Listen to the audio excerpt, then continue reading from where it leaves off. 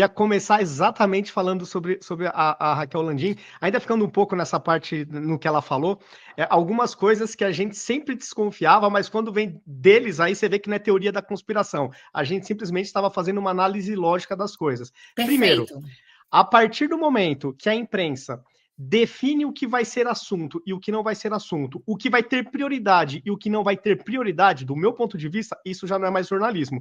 Isso é militância política. É uma forma de você manipular a opinião pública. Porque não importa que a imprensa pensasse que o Bolsonaro era um negacionista, que tudo que ele falava estava equivocado, eles podiam ter essa opinião. Só que isso não os impede de continuar divulgando e noticiando o resto das informações. E aqui se tratava de um caso execrável. Pessoas morrendo por falta de ar e o consórcio Nordeste, que pôs lá quase 50 milhões para comprar respiradores e esses respiradores não chegaram para os pacientes. Muitos com certeza morreram porque não tiveram esses ventiladores pulmonares. Então essa é a primeira observação.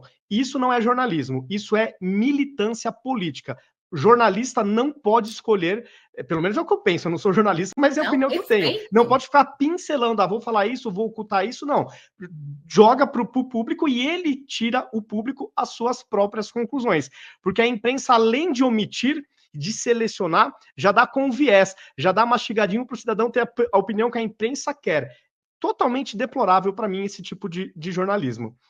Segundo ponto, por odiar Bolsonaro, por não concordar com Bolsonaro, eles já admitiram que não deram ênfase nesse caso. Só que eu não vou me esquecer nunca que naquele período da pandemia, a imprensa também censurou o debate público.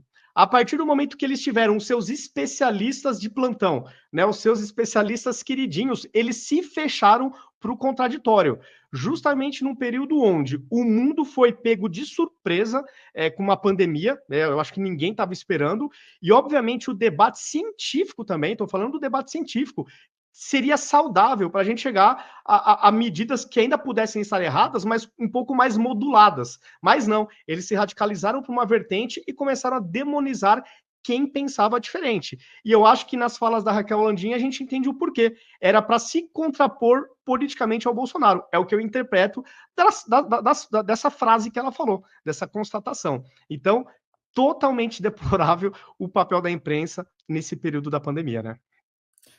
Não, impecável. Você lembrou muito bem, né? Toda essa guerra de informação, eles queriam destruir o Bolsonaro a qualquer custo.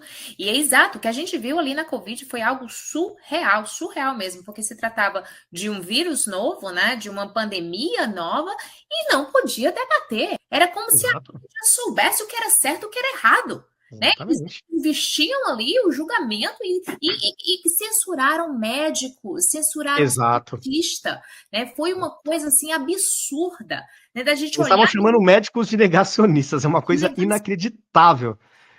Inacreditável. A gente viu assim, o que a gente viu foi uma completa corrupção, de fato, ali da indústria, né? Em nome ali de uma vacina.